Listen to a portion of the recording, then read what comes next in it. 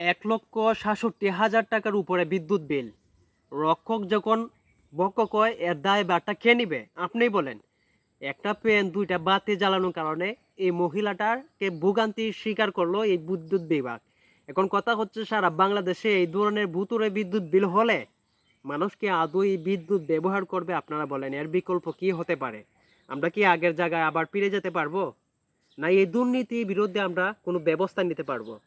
একদিকে আমরা স্বৈরাচারকে বিতাড়িত করতে পারলেও অন্যদিকে এই দুর্নীতিগ্রস্ত, দুর্নীতির সাথে যারা জড়িত এই ঊর্ধ্বতন কর্মকর্তা চাকরিওয়ালারা এই দেশটাকে লুটে পুটে খাচ্ছে, দেশের অর্থনীতি নিচের দিকে নামিয়ে দিচ্ছে, বিদেশে তারা দেশের অর্থনীতি টাকাগুলো পাচার করছে। এবং তাদের বিরুদ্ধে আমরা কি আদৌ কোনো অ্যাকশন বা তাদের বিরুদ্ধে কোনো প্রতিবাদ করতে পারবো? আর এই ধরনের বিদ্যুৎ বিভাগের ভোগান্তি তো আছে, সাধারণ যারা জনগণ আছে, আমরা যারা আছি সবাই এই ধরনের ভোগান্তির শিকার। এখন এর প্রতিকার কি হতে পারে? আমরা কি আদৌ আগের মতো সেই ল্যাম্পটনের যুগে, ল্যাবের যুগে আমরা ফিরে যেতে চাই?